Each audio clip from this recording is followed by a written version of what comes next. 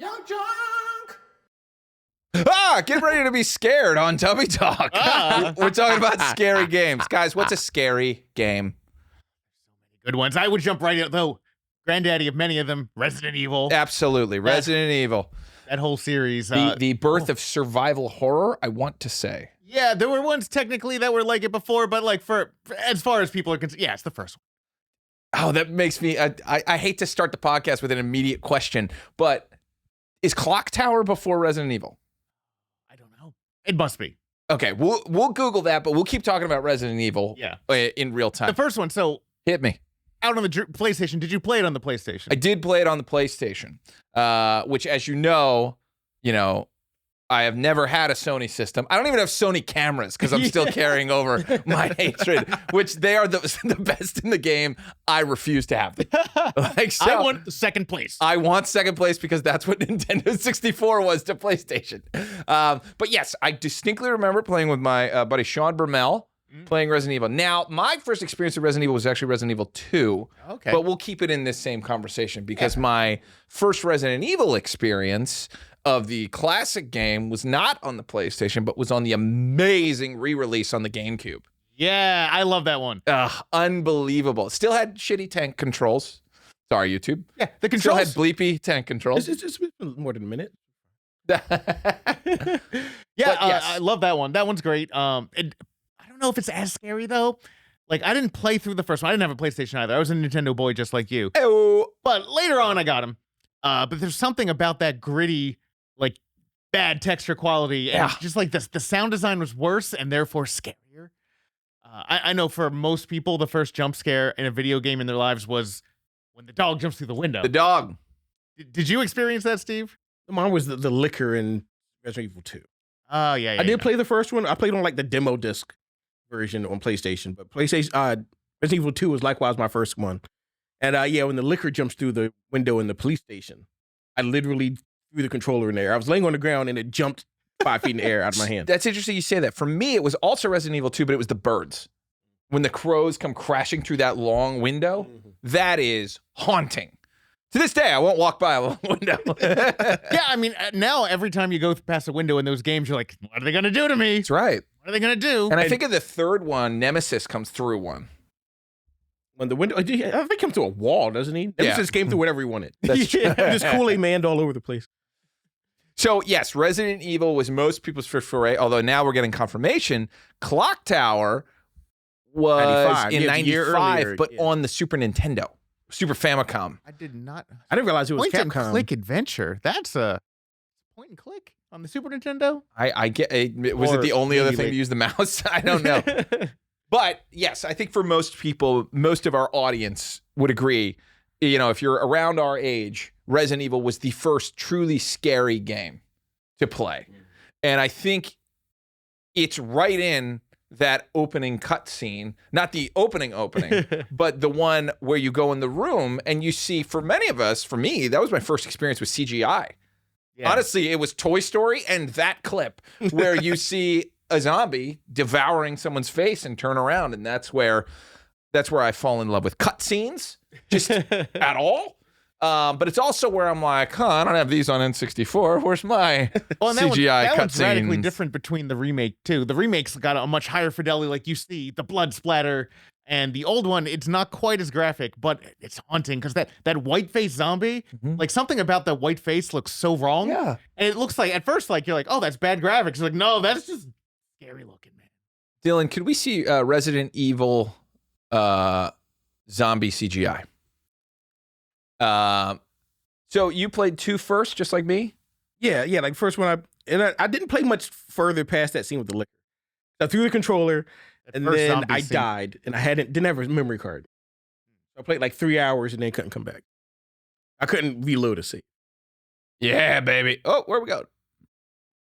This is fine. We can see it. I was on the 3DS, which was... No, it's showing a censored version and an uncensored. Oh, okay. Oh, that's right. There was an uncensored version of this on PlayStation. Yeah, you see the blood just pull out, the head drops. There's the difference. Yes. This was terrifying. Yeah. Like, I know that might sound corny, but we just didn't have anything like that. And by the way, that would happen next because all you have is a knife. You don't know how to play. Everyone dies right there. Thank you, Dylan. I appreciate it. Yeah. Thank you for showing me death. That one's very scary. I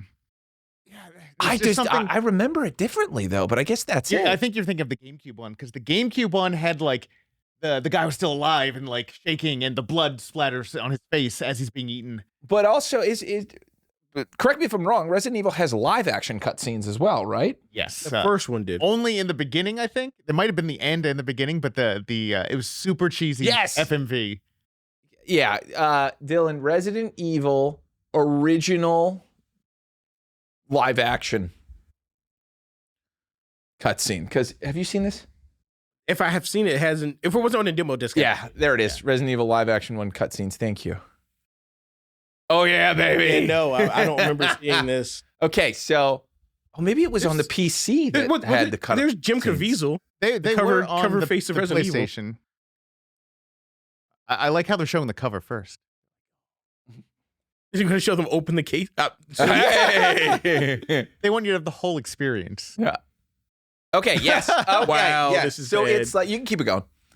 You are keeping it going. It's the fact that the video is so shitty. There's a freeze frame in it. 1998 July, which was the future. It's true. And Raccoon Forest, not Raccoon City. Nope. I didn't realize the first one took place outside Raccoon City. Yeah. So the reason I want you guys to see this is this very much probably feels like what it was like when we were in the 90s, early 90s, and we saw like our movies, and then we saw like, a Hammer film from the 70s, or like even cheesier, but like the original Universal horror monsters. Yeah. That's probably how you felt.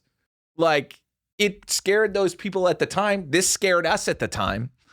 My God, this is so slow. That was definitely a CGI. These are definitely CGI newspapers, though.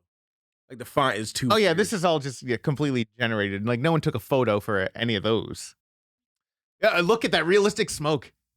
Wow, this is unbelievable. I'm so happy right now. Yes, early FMV I've never seen this. Was terrible and awesome. Yeah, look at this. Oh yeah, creepy grass, man. Yeah. You know what's scary? Grass. I mean, this is very clearly a fog machine. Look at these art.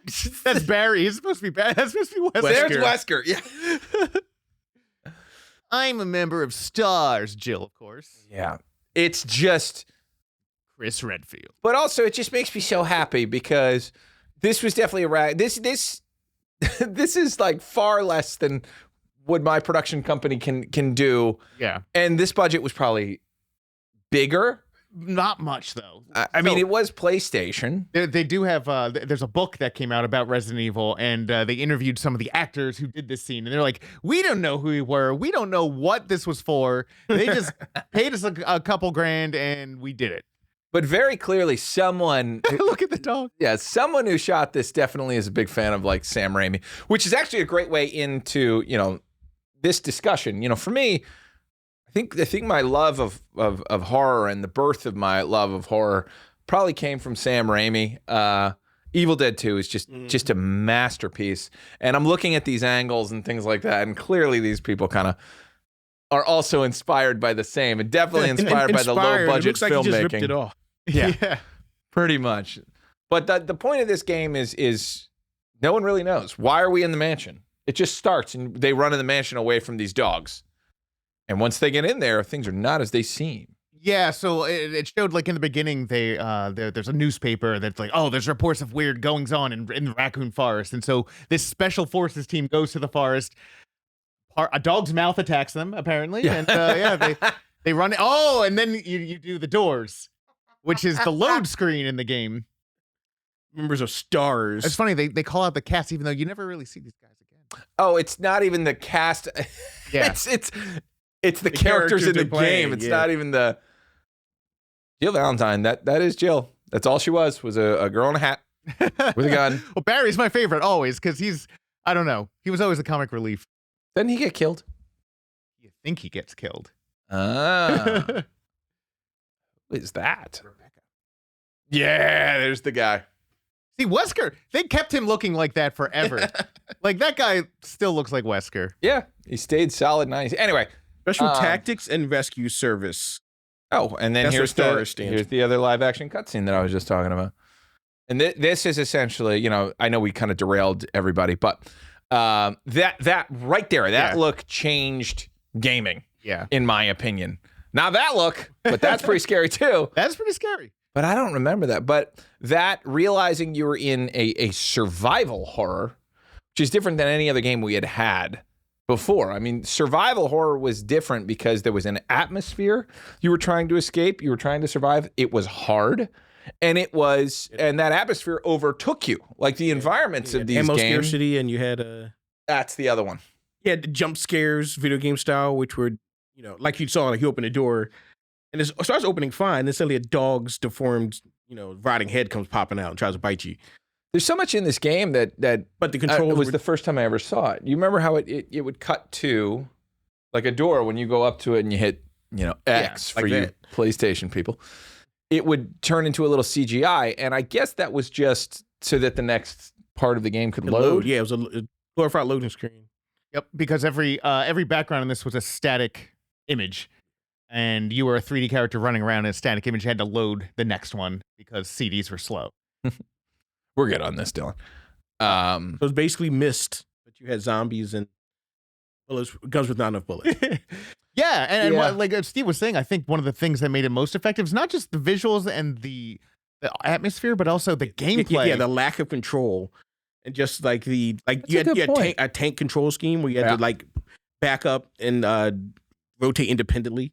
Yeah, each other. It's supposed to smooth. You had to use both joysticks to really get around. The original didn't have a joystick. Yeah, it didn't even have joysticks. It was a D-pad, just a D-pad. Wait, did you have to hit like left to move left and then forward to go? So forward was go, backwards was back up, and left to right would rotate. To rotate. So you had to rotate in place like a tank turret, and then you press forward to go in the direction you're facing.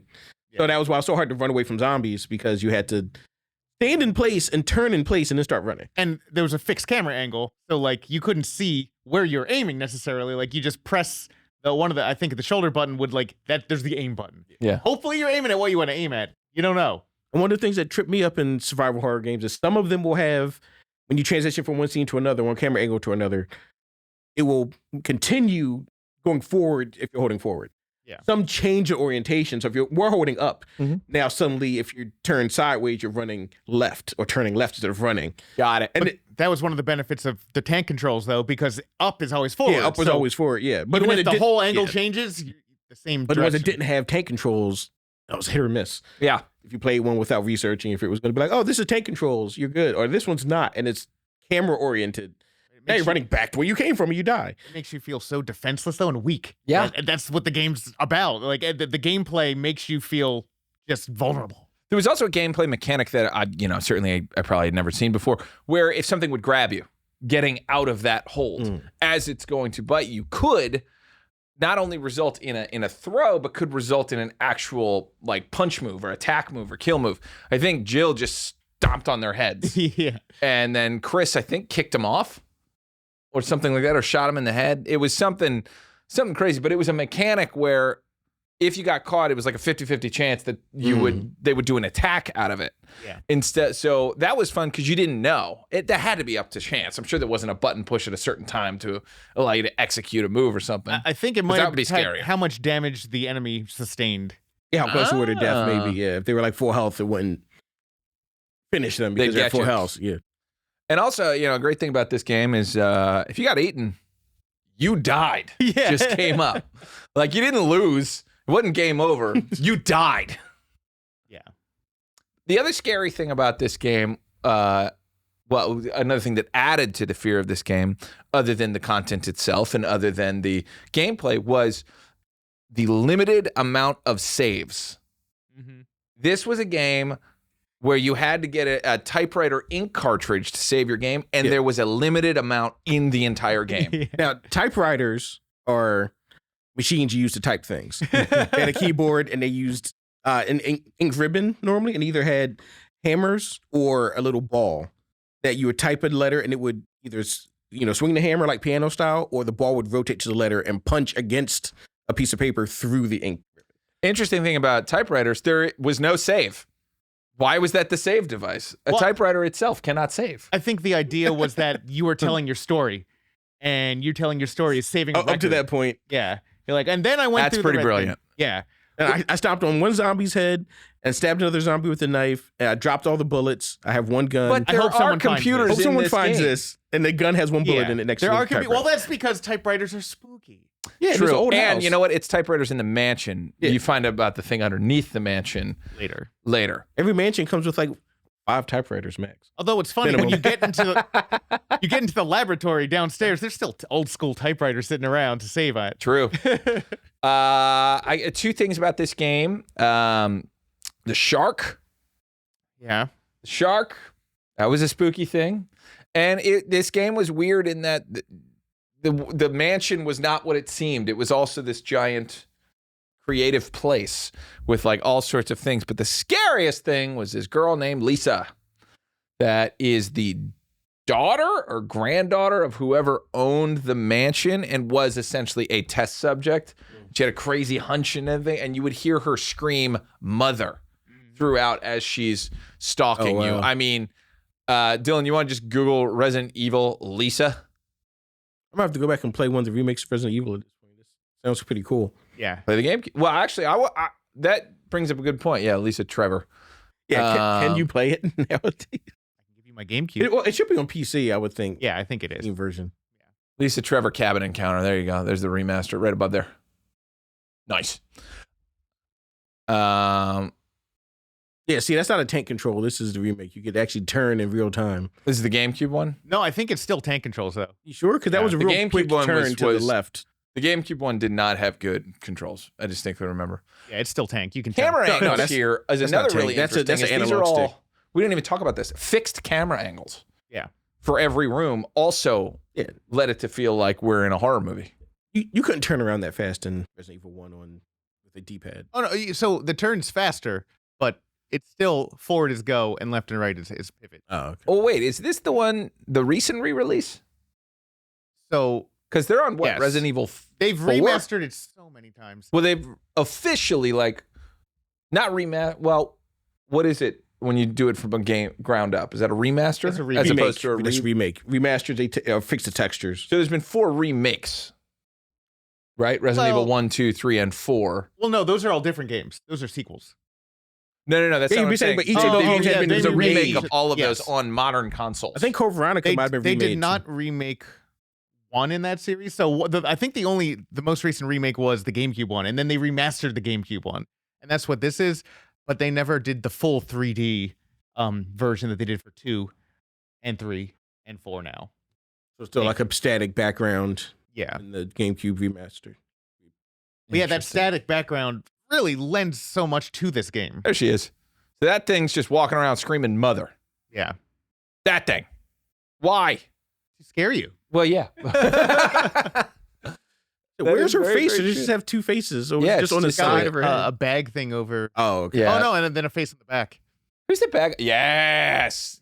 Tentacles. Tentacles meant you're up against somebody big and bad. I think the bad guy in this game was named Tyrant. Is that the first one or the second one? It's all a blur. Because- Resident Evils are scary. Because I think Nemesis in 3 was the next version of Tyrant or the next evolution of Tyrant or something like that. Because Resident Evil Code Veronica, which takes place between 2 and 3, or at the same time as 3, I forget, but it had a different big bad, which might have been the Tyrant 2.0 or something, or another Tyrant. I have to look it up because it might have been Tyrant. I know it wasn't Nemesis because Nemesis was 3. Yeah, I could also be wrong. Nemesis might have also been 2. Yeah. Code Veronica, you played as Claire, Chris's sister, the main character. Well, Claire, she's the main character of Resident Evil 2. Yeah, well, Claire and her Leon. and Leon are the 2 co-leads of 2. And then, so I think 3 is you play as Claire. And then, 3, Code Veronica you play as Claire. 3 you play as Which plays Jill somebody again? else. Jill maybe in 3? I never played 3. Who's the star of Resident I've Evil only 3? played 2 Resident Evil games, like, to any significant amount. So I'll leave that to you guys, the experts. Well, I mean, at least at this table. I'll tell you, GameCube time. Yeah, it's Jill Valentine was Resident Evil 3. So on GameCube, you had the Resident Evil remake, and you also got the first version of Resident Evil 4, which was a masterpiece. That is an amazing game. So actually, those 2 was my first on, and I played it on PlayStation, followed by 1 on GameCube. And I was a little older when GameCube came out. I wasn't, this was 1996, 1997. So I was 9 or 10 when I played the game for the first time. And it still sticks with me. Playing on a little TV that I had in the closet, Tube TV. Yeah. What's the other word for Tube TV? CRTs? CRT. So very, very classic. Just getting the shit scared out of me and dropping the controller and freaking out. That was my first experience with Resident Evil 2. I will posit that CRTs are the spookiest displays as well. Wait, spookier than the old monitors that left the ghost image behind? No, see, those are spookier, yeah. The older you get, the spookier it gets, and maybe that's part of the secret. It's true. But a CRT alone, like in a closet, like a 13-inch, like that's perfect. Yeah, if you went into my childhood bedroom, but like it wasn't maintained and there was spider webs, it would be like a James Wan film. Okay, so quick sidebar. Yeah. The Tyrant, it looks like, was fought by the members of Stars that went into the house in the first one. So Tyrant might have been in the first game. So who's in the second? Tyrant might have been in the first game. There's multiple ones. So the T100, T001 Tyrant was in the first game, and they made multiple iterations of the Tyrant. That makes sense. And then Nemesis was maybe a special Tyrant or maybe something altogether, but the Tyrant was basically a super zombie. It used the same virus that the zombies were made with initially. So Tyrant was just like a extra big zombie. Nemesis was like a different virus. An interesting thing about Resident Evil is none of the movies match the games at all. No. For a game that has so much lore, they really don't care. No, not at all. It was an entirely different, like the first Resident Evil movie is not anywhere near any of the Resident Evil games. No. At all. It's bizarre. None of the characters are in it at all. Yep. Alice is. Who's that? Don't know. Maybe we'll put her in Resident Evil 7. Yeah. Very bizarre. Very bizarre. But that's not the only scary game in the world. No. There were plenty of other scary games. I specifically remember there was a computer game called Slender Man that people went nuts for. This is actually that Markiplier one right there, or PewDiePie, either one. This is when I remember horror games taking on a new persona in that they started to be streamed. As you can see, like Markiplier, he's a huge streamer. They all made their careers off of streaming these horror games. Right? Yeah, absolutely. And it started, I think, with this one. Although I think Slender is not Slender Man. Do you remember Slender Man? Slender Man was an internet creation, and I think believe. Slender's based off of the idea of Slender. Yeah, definitely based off off of it. Okay, it is Slender. Yeah, it is Slender. So it just looks like it's too new. Oh yeah, so there was like the lore before, and it wasn't a game. It was just it like was a copy pasta. Yeah, online creepypasta. Creepypasta. I like copy pasta. Yeah. But same thing. It became copy pastas when they take the creepy pastas and just change. You Mad Lib it and change all the nouns to something else. But you had it right. It was a creepy pasta. Creepypasta. Which is just But the game I specifically remember everyone played, not just a couple of people. Everyone. Yeah, because the internet fad became a game. Somebody capitalized on it by making a game, so everybody hopped on the game. And it was a point and click. Right. I mean, it was kind of like the origins, kind of like when we were kids, like, oh, Bloody Mary is this scary thing people talk about. Make a game of it. Yeah. That's what this is. Yeah, there it is. You collect the 8 pages but I just remember girlfriends playing this game, which means like it definitely tapped into well beyond our nerdy ecosphere of games. But it was just, it is kind of simple. It is someone just made this thing in the woods and you walk around and eventually you might run into a creepy man. And it seems like it's more environmental and maybe it's more about dread than about like gore, right? Yeah. There's nothing gory happening. I will tell you what, I'd be very mad if I was a person that invented Slender Man and then somebody made a game off of it without. Well, there's a fantastic documentary about it too that's on HBO about 2 girls who were obsessed with the lore and the game, and the one who ended up committing horrible acts. No, they're both alive, but one was revealed. You know what? Watch the movie. It's really good. Yeah. Well, because I mean, there was a similar story. Unless this was also an internet meme and I got caught up in it, where there was a girl that got basically killed somebody because of a Slender Man like being. Mm-hmm. as in like Slender Man told me to do it. I think it's part of the lore itself. Okay, so it might be part of the lore, not. So did you guys have any experience with this game? No, none at all. None at all. But okay, so I the only reason I bring it up is because definitely it's huge. Tons of people play this, but if you look, it's just not. I don't know if you even paid for this game. Like I think it was a free game. I think it looks like an asset flip, meaning that it was made with a whole bunch of free stuff online. Asset flip. Asset flip. I thought you said acid flip. Yeah, I was like, what's an acid flip? Asset flip. Yes. It's how I spent Woodstock. So yeah, a lot of this stuff is they didn't model these trees. They grabbed they grabbed a tree model, they multiplied it 100 times. Essentially like an Unreal Engine type thing where all the assets exist. They got tree.jpg, tree1.jpg. Yeah. And they put a bunch of them out there. I'm guessing this is probably a Valve engine that they just kind of threw stuff in. This was the height of terror, kids. Yep. This was the height of terror at the time. This was like 10 years ago.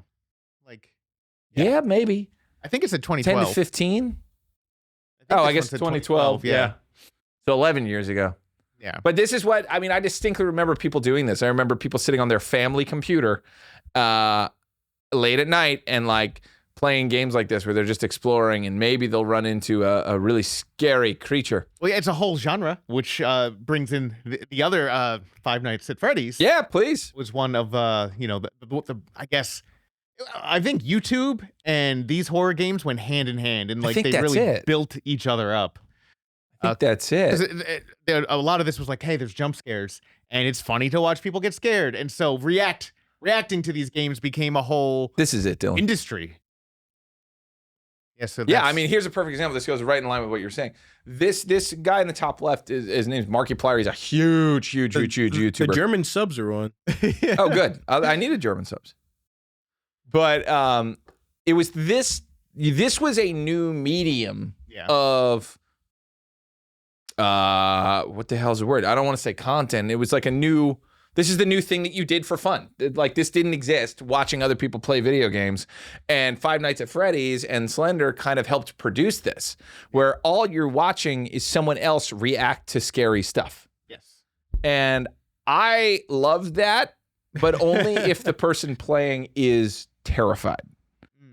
These are so much more fun when someone's actively scared and not just like, faking it or anything like that. But how would you ever know? Well, some of them are not the best actors. There's definitely a whole lot of copycats, right? Who try to do this and then they're like, oh, and you're just like, this is not compelling. It's the authenticity, even if it's feigned authenticity, as long as it comes off as authentic in some way, like it can be compelling. Well, fear is interesting. Like right now, I do work at the Lincoln Mill Haunted House here in Manayunk that everybody should go to, and it is fun to be on the scare side of things, So I understand the creating of these things, and I understand like wanting to get reactions and things, like this. It's just it was a very interesting time. We didn't have this. We didn't have our version of this was sitting next to your friend, Yeah. But I think that definitely helped a rise in spooky games. So did you play Five Nights at Freddy's? No, but I've watched these. See, I wonder how many people actually played. Because I get the feeling 5 people. Yeah.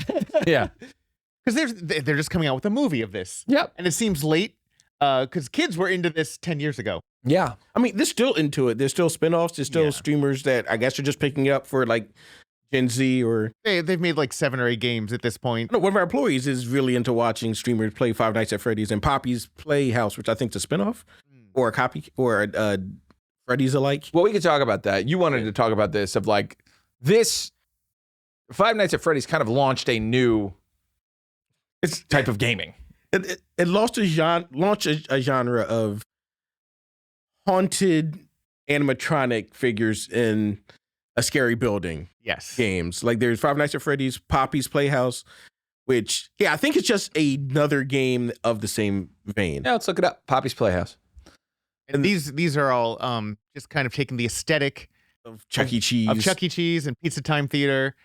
80s era sort of animatronic, low budget animatronics. You can hit people. Apparently, it's a very deep seated fear for a lot of people. I guess so. If you go back to Game Grumps, we're like the second one down. Yeah, them. And then just jump like in the middle of it. Yeah, this Yeah, this one's just like, it's a weird Grover. She's like a weird Grover looking. I think it's a. They say it's. I don't remember. It is a Grover looking monster, and you play as like somebody wearing like a mech suit that has extendable hands. So you can press the buttons, and so to further remove yourself from agency and control, they're like you can only extend this one hand that grabs things, and you have another hand that can press things. You get later. See, this looks way more hi-fi than the other it's games. a relatively modern game. It's only a couple years old, I think. That's actually a good question. Ballpark, how much do you think Five Nights at Freddy's took to make?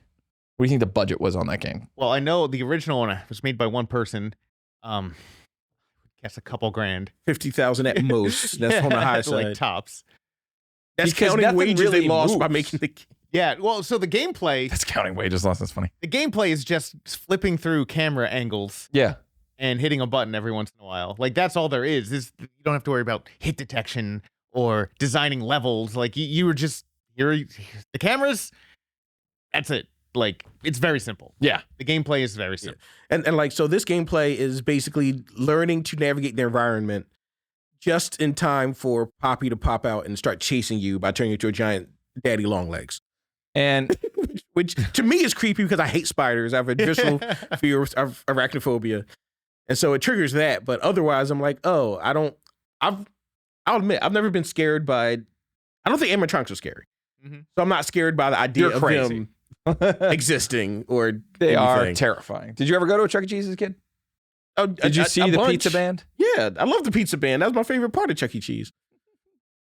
Yeah, so I see both ways. Like I think they're I think can they're see how cool. they can be creepy. It doesn't bother me though. Like clowns don't bother I think me. it's more but I the see how they're broken creepy. down versions of them that are Right. scary. And I think that's what this is because, I mean, Five Nights at Freddy's inspired Willy's Wonderland, right?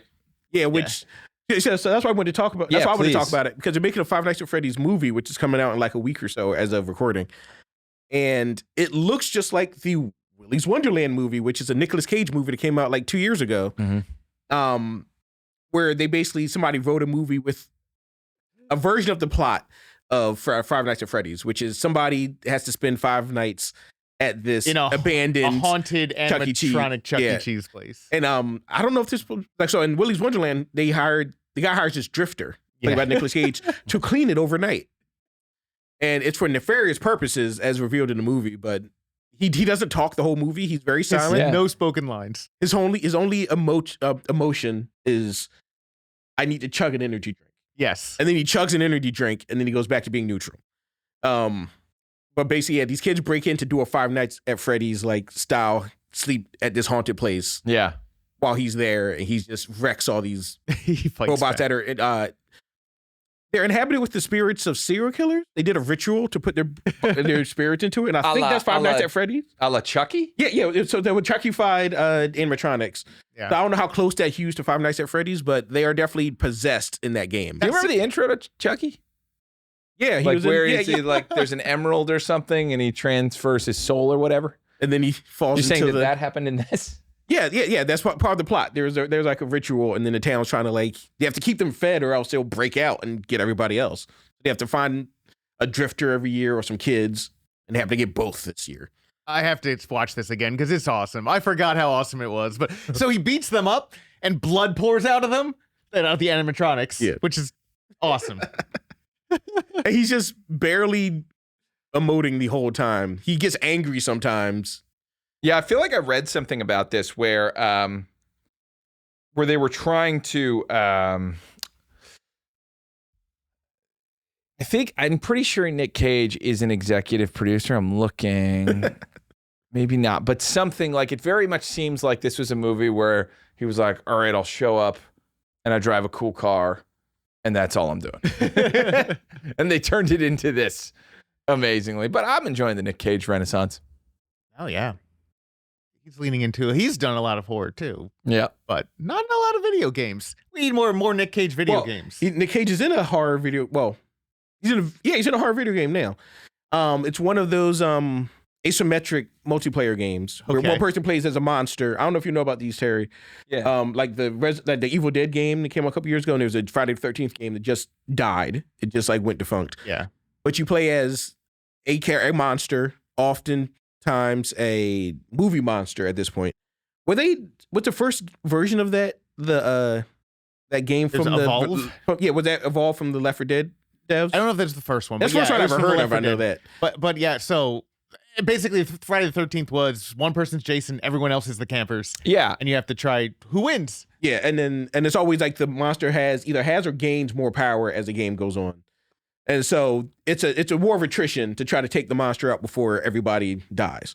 And so there's a game called Dead by Daylight. I believe. I think it's Dead by Daylight, and Nicolas Cage just agreed to be himself in the game. So he's himself as an actor who was in a fictional movie in universe that was a horror film. Okay, and then he is one of the survivors that fights the monster from his fake horror film that he was. All right, but he's playing Nicolas Cage. I'm in. He's playing quote unquote Nicolas Cage. Yeah, in that. And he said he only agreed to do it because people really like that game and people really like his characters. And he's like, well, if I can play myself, then it'll be more interesting to me. So it's interesting. A lot of all the ones we're talking about are 3D era games.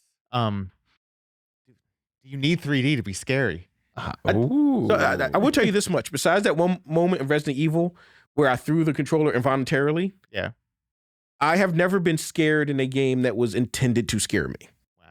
Wow. But unintentional. Yeah, unintentional. It happens a lot in like the Dark Souls series, which is creepy, oppressive games in the first place. Yeah, and you have jump scares in the form of you walk around a corner and somebody stabs you with a pike.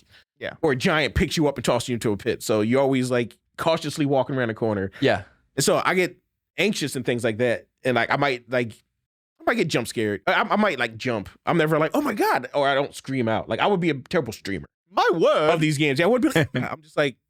Okay, I died. Yeah, because I froze up because I was scared momentarily, but I'm never like, oh my god. Yeah, that would be a pretty funny reaction. Just like, but yeah, 2D games. I've never ever played a 2D game and been like, oh, this is causing me agita or like anxiety or making me scared. Now Chris knows this story, but I saw Predator when I was like 5. Yeah, like one of the goriest scenes. So I've never been bothered by gore or anything like that. So none of that scares me. He's dead to it. Almost. I tried to watch the movie Tokyo Gore Police. Yeah. Which was a gore fest, like schlocky movie. And that got too gory for me. Wow. So Tokyo Gore Police? Yeah, I had to cut out halfway through. Yeah. It was police it was a Japanese movie, the police in Tokyo that investigated like major like violent crimes, and he went to like this underground sex dungeon, and there was one guy that was just a torso. He had no head or arms, and he was just peeing. And they were like, so even the gore police were like, this is too much. And then they fight a crocodile lady whose legs are a crocodile's mouth. Like her torso is a woman, and then her legs turn into...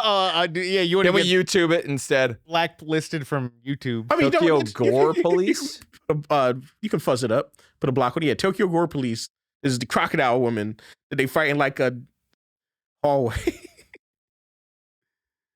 Yeah, I'll watch the trailer. We can watch a trailer. Yeah. So this was too much for you. Yeah, like a little bit after the peeing torso, I was like, this is a lot of gore. Yeah. I don't even know if I can finish watching this. The previous movie by I think the same director was the Machine Girl. A Fever Dreams production. Yeah. Which was about a girl who lost her arm and got it replaced with a chainsaw? No, with a machine gun? With a machine gun.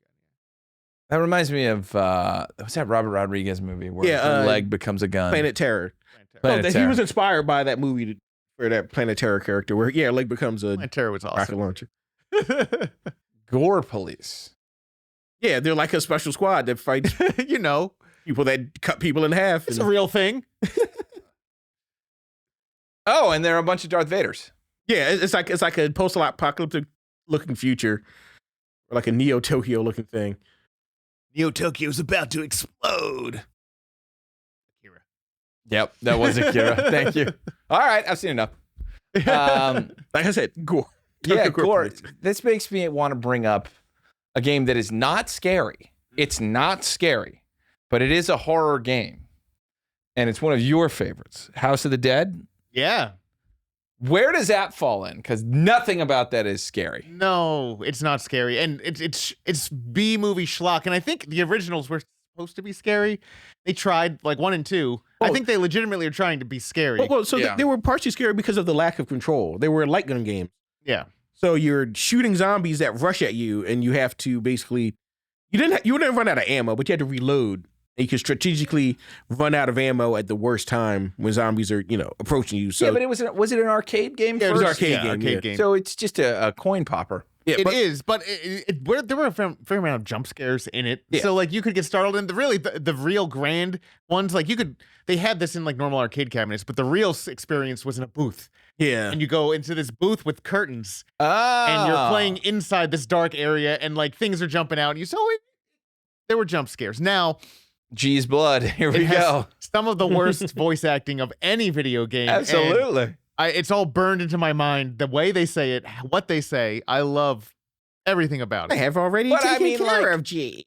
Yeah, it's more like schlocky, comic booky B movie than horror. Yeah, but you still have But there's no reason it shouldn't be scary.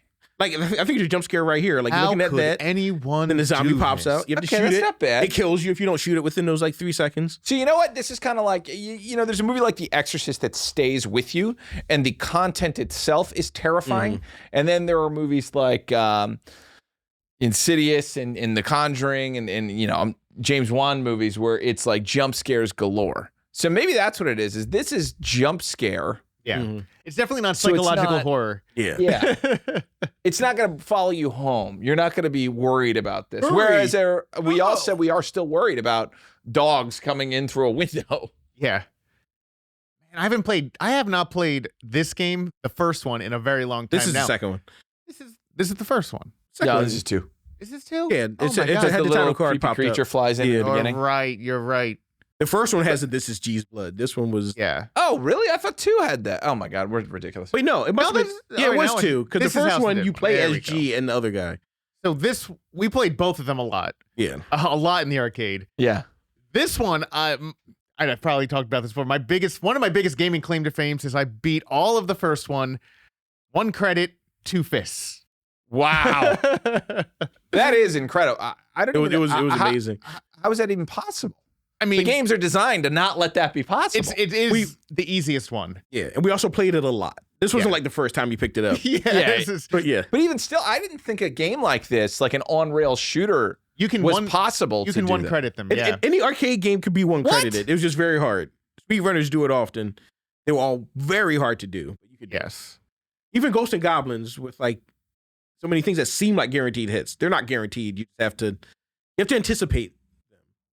That's so funny, guys, because this really is a jump scare game. This is it's not what the hell do we call this? Survival horror. Scary, but not Well, yeah, I would call survival Scary. horror things Yeah, that are it's not jump scare games. Horror like- themed. horror Yeah. themed. Yeah. Yeah, Or- you know or what? like And that goes right in line with what I was saying earlier is the whole Sam Raimi thing. Sam Raimi movies are not scary. They are horror themed. Although I don't know. Except for that Drag Me to Hell. That one's Yeah, pretty about to rough say, at that the seems end. like a pretty. There were parts Horror movie to as a me. kid, Evil Dead 2, I did think were scary. Really? Like the whole thing with the grandma in the basement, I thought was very scary. Yeah, well, yeah. Oh, your soul, I swallow your soul. Like, What's her name? Helen?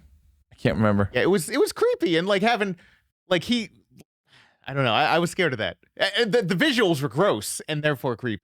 Very true. But it was over the top fun. Yeah. It reminds me of this. It really does. So if Resident Evil unintentionally, but probably very intentionally did the Sam Raimi thing, even though they made a much scarier game, Yeah. this embraced it. Yes. Yeah. Can I see Can I see Fistful of Boomstick? Which was an Evil Dead game. video game. Yeah. Was that a licensed game or was that a spiritual success? You know, It was a licensed game. It was licensed. Yeah. Wait, was that the top down shooter one? I don't think like it was top Diablo's- down. I think it was. Okay. I think it was third person over the shoulder. Oh, okay. Yep, So- that works. Wow, 4K. The game. So I know there's a game called The Evil Within, which I haven't played, but I hear it's really Oh, good. Sonic's a horror movie now too. Don't get me started on that. The Evil Within is a very Resident Evil / Robert Rodriguez style game. Like I think it was actually pitched as like, what if Robert Rodriguez remade Resident Evil? We made Evil Dead. What was? The Evil Within. It's a game you play as like a very Ash-like guy, and I think you have like a skull you carry around, and the skull like gives you hints and like wisecracks, and just like gets on your nerve as you're trying to go around and like. I mean, there's so much. I think Evil Dead is unsung for how much it influenced video games. Yeah, like, you're right. So many things pulled from the Evil Dead franchise. Even Duke Nukem is basically a worse copy of Ash. Yeah, I guess it is. Even the lines, he steals the exact same lines from Ash. A lot. He's not, well, although I don't think Ash said kick ass and chew bubblegum. No. I think that's a Duke original. No, I don't think it's a Duke original. I think he stole that one too. Yeah. I mean, that makes sense. Have you ever seen the original Did he say Duke in Nukem? Army of Darkness? Say, I'm here to kick ass and chew bubblegum. No. It's from another movie, though. It's from another movie. Oh, I think Kurt Russell says it in... Escape from New York? Yeah, Escape from New York. That's exactly what it is. This looks fun as hell. It does look fun. See, I always loved a third-person game over a first-person shooter. Shot over your shoulder. That was awesome. I always loved the idea, Jet Force Gemini, which I bring up on every episode. That, to me, was the birth of like the third person that could go into over the shoulder for shooting. But the game that perfected it was Resident Evil 4 with Leon. That changed everything. And then games like these quickly follow. I mean, this probably came out at the same time, to be honest. But I loved this kind of game. And, that had an Eternal Darkness thing in there where you could cut a limb off. That's always cool. So yeah, I feel like this is I love oh the face. Man, that's a great face. It's like a cartoony, exaggerated, but he still gets the essence. Yeah. But I feel that third person over the shoulder is it's become the standard in a lot of action, especially character driven action. But one of the ones I think of perfecting that, it's not necessarily horror. Did you ever play a Gears of War game? Yeah. Yeah. So that is that, right? Like it's over the shoulder. You have over the barrier too. Yeah. This is one of the first times I remember seeing that where you can go. And that was all. It was supposed to be a vaguely scary, but it was more sci-fi, I guess. But they were just. It was very much for aliens over the top though too. Like all the characters were way over the top. Yeah, that was some of the best lines. They're so bad. I can't believe like people didn't make fun of that game more. Yeah, because there's one where I remember there's a cutscene in that they're like, it's a giant worm. They're sinking cities with giant worms, and it's supposed to be somber, but they say giant worms a lot. Unfortunately, those games came out in an era that people took that stuff at face value more. I feel like between the snark of the 90s and the irreverence of the...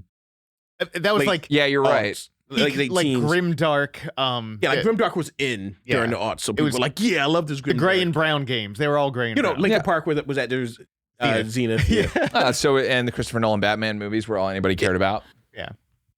In some circles. Yeah, Grimdark was in, and then Grimdark started being made fun of in like the early teens. What is Grimdark? Teens. It's just when things are trying to be gritty for the sake of being gritty. Yeah, as opposed to like being authentic. Yeah. Like I would say the Nolan Batman films are supposed to leaning into grit on purpose. Yeah. There are things that don't. Gears of War. Yes. Well, shoot. Remember the Amazing Spider-Man movies that came out during that time that were just crazy dark? Don't remind me. Yeah.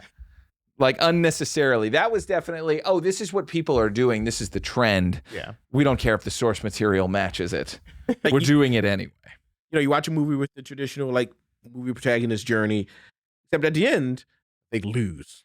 Yeah. And for no good reason, just because stuff sucks. Because the world is garbage. Because the world is a vampire. down. Gonna be copyright struck. If they picked that up, I'd be very impressed. That would be impressive. Well, I was doing my Billy Corgan impression, so they're going to pick it up. Sorry, Dylan. So how about Sorry Billy? he's still kicking it. He's got hair now, but he's still kicking it. He grew hair. Wow. Unless he lost it for real. I don't know. He had hair last picture I saw of him. Well, despite all his rage, he's still just riding cage. We had 9 Inch Nails. A lot of that industrial, grim, gritty, dark. It makes me think of Quake. Wasn't there a 9 Inch Nails video game?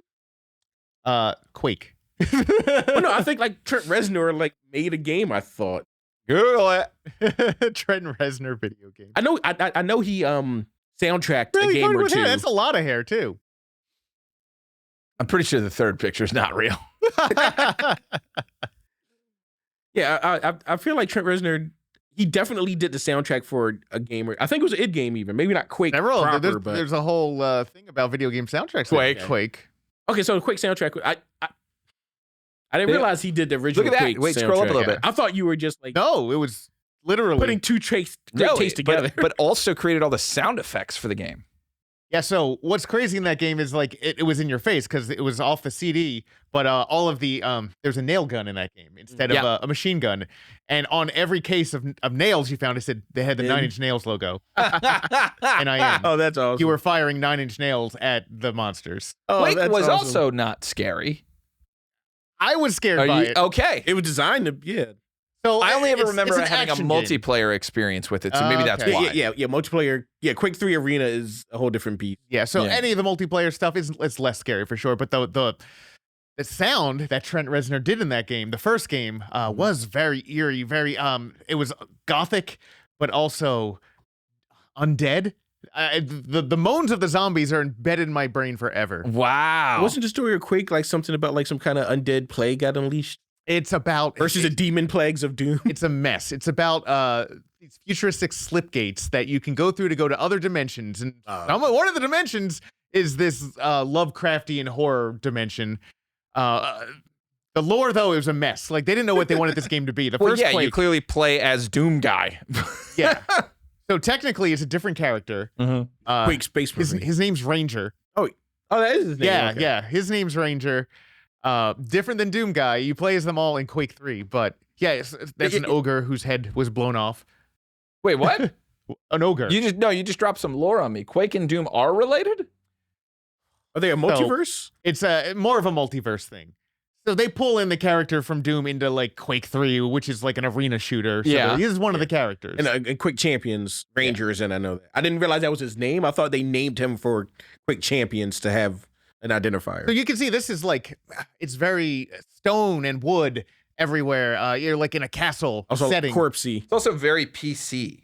Yes, very PC. Well, it invented it, really. Like, this is the aesthetic they made. But Quake 2 changes the lore entirely, because now it's about aliens are invading, and you're in the future, and you're going to spaceports on an alien planet and shooting the Strogg. And the Strogg are basically cybernetic monsters. Strogg. STROG. As opposed to like the Strong. Yes. Got it. It's like if you misspelled strong. Yeah. The Strogg. And then from then on, they kind of leaned into that. Like, oh, now it's a sci-fi thing about these horror creatures. But was this scary? Quake 2 was not scary. Quake 2 was not scary. I didn't feel Quake 1 scared me a lot more than Quake 2. It felt, because I think it was a sci-fi element. It just made me think action. Yeah, I was gonna It's say, also like, could it be very- the sci-fi element of it made it not read horror movie to you? Yeah, it's still gory. Yeah, they turn into meat. Yeah, the Gibbs. He tries to duck. You're like, that's the AI. Like, look, he ducks now. You just shoot down. He ducks now? But He to ducks, be man. fair, this was the most immersive experience we had at the time. Oh, yeah. Probably. Yeah, yeah. And, you would play this in the basement computer with the lights off, of course. Yes. It's just how it worked. Yeah, this was a game that's interesting. I'd like to bring up a topic. Yeah. Games you played with the lights off, games you couldn't play with the lights off. Well, I'll tell you, I Definitely couldn't couldn't do Resident Evil with the lights off. I couldn't play Resident Evil 2 because I was doing that, and then I threw the controller in there, and then I immediately opened all the curtains. Yeah. But then I lost the will to play because I didn't have a memory card, so I didn't save it. Yeah. I was like, well, I don't want to play 3 hours a game. So that's why I never finished it. I think that's the differentiator I was looking for during this thing of like, well, what's, horror-esque versus actually scary. Scary, you can't play with the lights off. That's what scary is. And there were times in, Eternal Darkness, which we bring up all the time, that had some truly scary things. That was psychological horror. Yes. Oh, but also some Lovecraftian stuff thrown in there. But the big one, the big one for me, well, you can pull up Eternal Darkness. We can pivot in here a little bit. This thing was nuts. Yeah. Only one ever made. There was a sequel in the works forever, and then the company went under, and The company's still going under. There's like a new lawsuit that they got really brought against them recently. Yeah. But this was, this was a truly scary game because it had literally a sanity. So right there on the top left is your sanity, and once it's expired, you go insane. Yeah. So you start seeing things that aren't really there. Yeah. the game. I know it's famous for playing tricks on you. I never actually played this game. You're kidding. Yeah. We got to do a let's play. I played it drunk one night. Probably should have been drunk. I Was it played scary through like half drunk? the game. No. Okay. Well, it was. I could tell it was meant to be scary. Like I said, I'm not scared too often. So I was just like, I want to see all the cool, weird stuff that happens when your sanity meter goes too high. So I was purposefully getting a sanity meter up high. Yeah. That's right. There were like crazy kills. I mean, it was just like meant to be, your mind, you're losing your mind in the game. Like you can even see all the Dutch angles and stuff, but was fun to play. Control scheme, pretty good. Magic had a K. So it was really scary. Yeah. You were using arcane magics. But you play as a bunch of different characters, and then you kind of intersperse with this girl who's just in this cabin in the woods by herself. Yeah, like, was it like the history of the house? Like this is still in the same house, but years ago? Or did they like move the stone? They rebuilt the house in America or something? Because there's a Revolutionary War colonial era. Yeah, I remember frame. there were like 6 or 7 characters of different time frames that you played Yeah, there's through. modern just day, kind of scroll ahead there, Dylan. 1950s, I think. But I don't remember the fire part. I'm pretty sure it's not chronological order. Fire with a sword is an interesting idea too. Like, It's like maybe this. you know who's hardcore? Monks. Yeah, just push this one ahead by like an hour. Yeah, It's a this full already playthrough. 2 hours in. Yeah, Yeah, so it's all different creatures, but it is He's all... got a robe. There's 2 sanity meters. Well, one's actually health. Oh, the health is the. So there's health is red, and then sanity is green. And when it goes out, I mean, it's over. Oh, gotcha. And it's a great game because also there's not really game overs. There's just weird things. Yeah, it just starts permutating. Yeah, the game changed. But look at that thing. That thing's freaking terrifying. Like, this is definitely a lights on game. Yeah. Definitely a lights on Did you game. beat this game? I did, yeah. I beat all 3 endings to get the super ending. Because you could take like the path of blue, red, and green, which you can do in any game. In this one, I think they had to do with magic with a K, runes, that you could embody, and then you would fight like that specific person, and then you would get to like this Roman decrepit monster thing if you got all the way to the end, who's been tormenting you through the game. But yeah, this is a scary game. Yeah. This is a scary game that gets in your head. It's scary in more ways than one. I feel bad for people who didn't really experience it. The fact that it wasn't re-released and it was just lost to time is insane to me. Yeah, that is Silicon Knights or something. Silicon Knights. I think the company ceased existing. I don't know. Nobody bought the rights. Yeah, nobody bought the rights. If I remember correctly, it fell to like a pyramid scheme or something, some kind of funding fiasco, and then they weren't paying the workers. The name of the game, Dennis Dyack, was the name of the guy founder, who ran it. Yeah. They tried to make a game called like something human that fell through, and like Too Too Human. Human. The investors like lost all their money and sued them for their money back. And I think recently they're being sued for like not paying the workers. That's a true scare. Yeah. Scariness. But yeah, this game was great, and Dyack had some cool visions for games, but he did not know how to get a functioning game company working. Well, I mean, you should probably pay your people. It's a pretty good idea. That helps. I'd recommend it. But also, like, how come nobody just took this idea and ran with it? Like, where are the other sanity-based games? Why haven't we seen a sanity meter since? I mean, if I was him, I would have found some way to IP protect it, if you even could. The copyright or today though, like trademark it. It's easier than ever to make a game. There's so many assets, and like this, it is surprising. I think because it's tricky. You have to. There's got to be a spiritual successor to build a game that has basically you have to make the same environment 3 times on different levels of sanity. Like, True. Well, now it looks like this. So, like, I think it is actually a fair amount of work. Oh, that's a good point. That's a good point. I didn't even think of that. But it looked great. This was GameCube era. I mean, this is an emulator running it upscaled, so it looks better than it looked on the game. Oh, I was like, this seems like the GameCube was not this crisp. Yeah, like too smooth, and that's why. And you can also tell when the text comes up, it's not quite rendered right. So I was thinking about this when I said, the birth of survival horror. But Dylan, if you can look this up, isn't the Friday the 13th NES game the original survival horror game? I don't know if it's original but you did play as the campers. Yeah, you play as or the a counselor or something. Jason would come by and carve you up. Oh, there's something called Sweet Home. And the inspiration for Resident Evil. But let me see that Friday the 13th game. Wait, there was a Korean horror series that came out a couple years ago called Sweet Home. I thought that was based on a webtoon.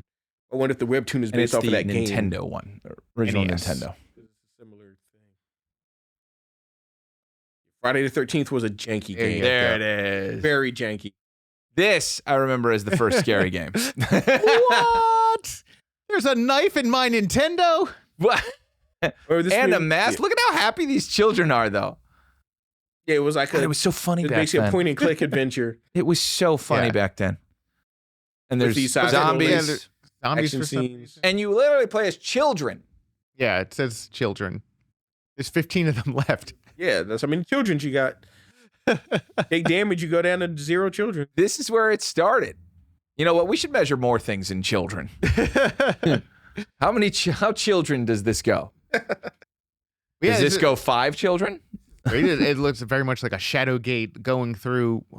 Yeah, and eventually he just shows up, and it's like do do do do do do. I'm sure I'll show up eventually. Yeah, I tried to play this game because I rented it from the video store, and I did not have the manual, which made it almost impossible to play. Yeah, I had to kind of figure out even what to do because there were so many different gameplay systems. It's like 4. Well, one of the things that makes it less scary is that you're actually pretty empowered as a kid. You can jump over zombies, throw things at them. Like, this kid's got ups. Just change direction in midair. Jill Valentine cannot jump over zombies. It's not going to happen. Damn right she can't. And that's why this will always be the superior survival horror game in my book. So I can't jump, I don't want it. So as he walked around during the day fighting zombies, and at night Jason would come out or randomly would come out? Or something like that. Yeah, just kind of like scroll forward a little bit. Just kind of hit like the forward button so we can move it. Yeah. I don't know if it gets to be night. I think it's just like what it looks like. It is a daytime thing, but eventually he'll show up. Not Chrissy. Oh, you're right. It's nighttime. Oh, yeah. Yeah. Nighttime with 15 children. Still 15 and doing good. What was the point of this? He just lit a man on fire. I think it was to survive, but I don't know why you would go outside when you can stay in the cabin. It's like Castlevania RPG. Okay, yeah, and there's like a map. So I guess you have to collect things around the map maybe or get to certain map points. Man, that was the worst type of game. Yeah, again, I didn't have the manual, so I never knew exactly what I was supposed to be doing. I was just doing stuff until I lost. It's funny, too. Like, this came out, and this ostensibly this is geared towards children. The children meter's ticking down. They knew that 80s kids who were watching Friday the 13th, they should not have been watching Friday the 13th. Yeah, it's true. They were. Yep. There were a lot of games like that. I think there's RoboCop game. Yeah, RoboCop. They didn't care. I mean, no, they didn't care. There's a Predator game. There's an Alien game. There's all the R-rated things. They all got games. It just like, who is it for? I guess they got bought. This is a RoboCop cartoon. Well, I mean, this was a Toxic Avenger cartoon for kids. I watched that one. Hi, we're LJN. We'll make anything.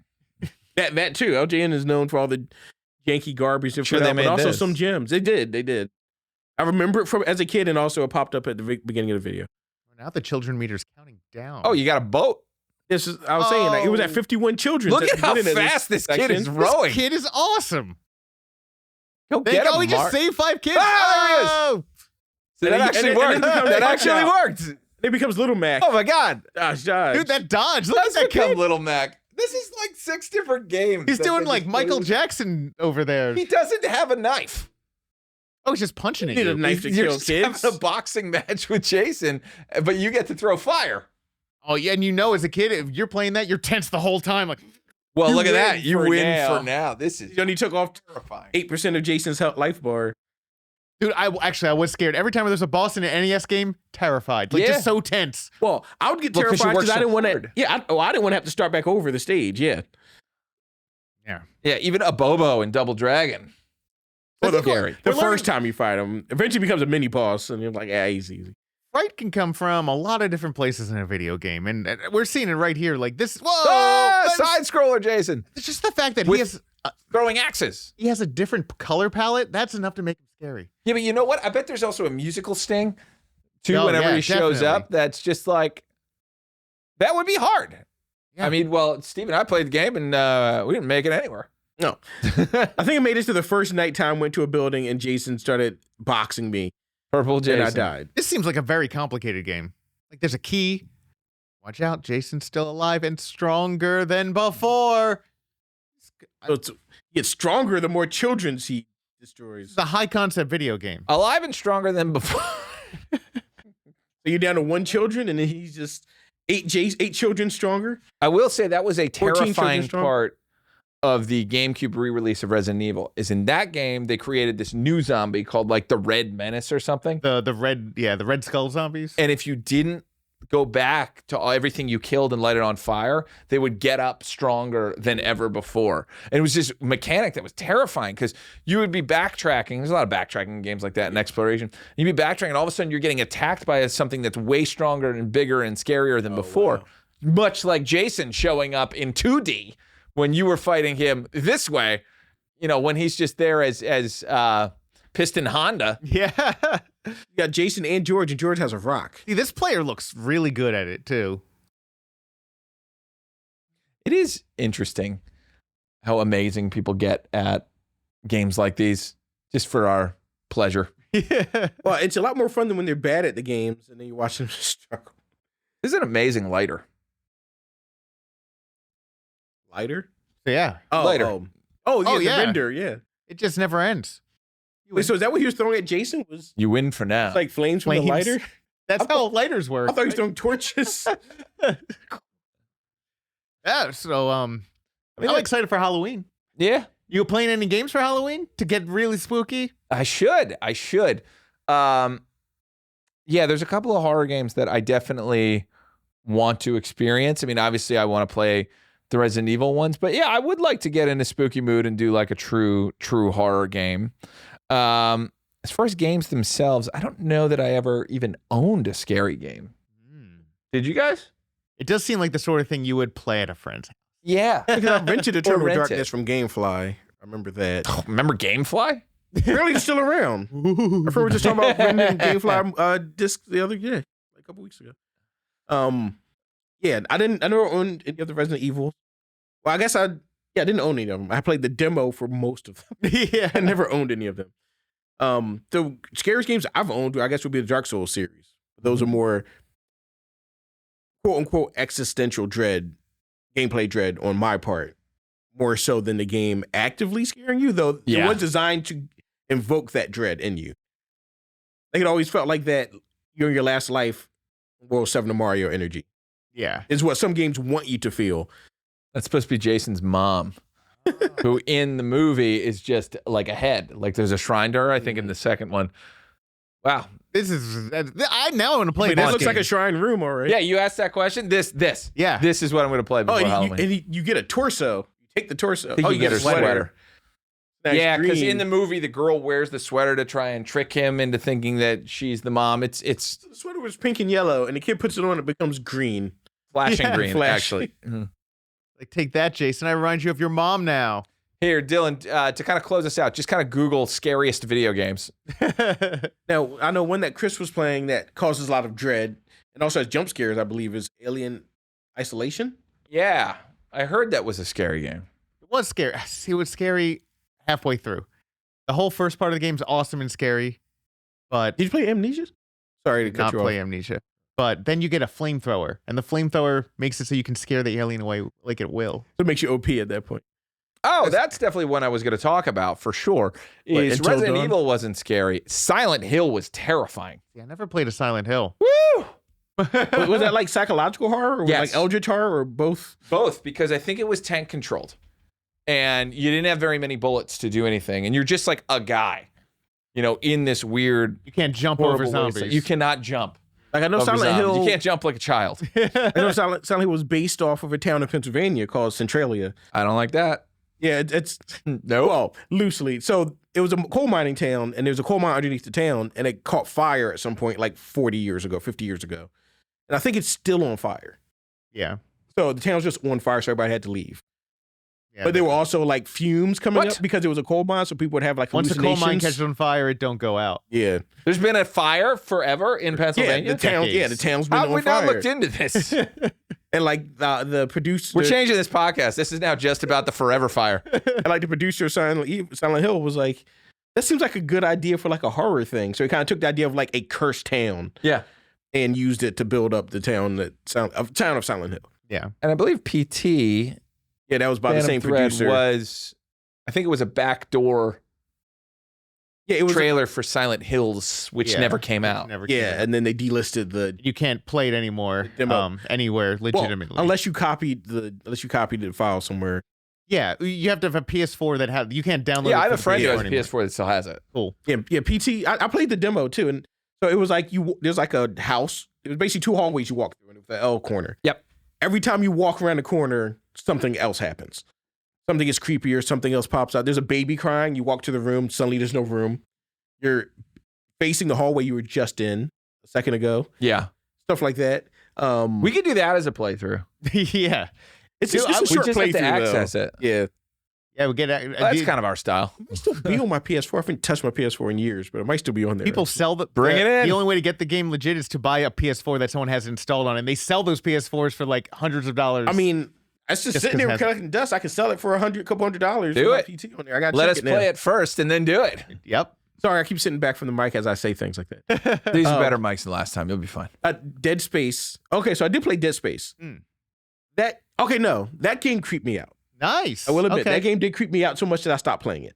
Wow. Mostly because of the controls. So you didn't have tank controls for the character, I don't think. The guns you had to hold a trigger to fire the gun in an alt mode. Yeah. But the conceit of the game is that you were a space engineer, one of the only people that survived on this like ship that ran into some kind of eldritch anomaly. So the necromorphs. So you're engineer using your tools to fight these things. So you had like a laser cutter that was, I think it was vertical or horizontal, and you had to change it to the alternate mode to kill the necromorphs because you couldn't shoot them in the head and kill them, or in the body and torso and kill them. They were decentralized like physiologies. You had to cut their limbs off. You had to cut all their limbs off oftentimes. Oh, what a great idea. But they would rush at you, these big bat-armed, bat-wing things, and then you have to shoot off all their arms before they kill you. So it's not like a zombie where you shoot it in the head and it drops, or you shoot it in the leg and it falls down. You have to chop off all of it, and then a torso will crawl after you. And you gotta but you're shooting it with basically a wrench. Yeah. What? Basically have a wrench and a laser thermometer, and you're trying to kill these animals. So it's at the third time I ran out of ammo with the plasma cutter. Yeah. Because I cut off a head out of instinct, and then it stabbed me to death with the tail, and it walked away with no head. And I'm like, I can't play this game because I'm too daunted by the idea of trying to figure out how to kill each and every one. It was like boss fights. Every enemy was a boss fight. It felt like, and I was like, this is too much. I think what we're learning is there's a lot of games out there we haven't played that are scary, and maybe we need to play some more. That's not a bad idea. That's not a bad idea, and we should play them here. Yeah, I shouldn't say I'm not scared by games. I haven't played enough games that are scary. I mean, you set up the internet to scare you with a game.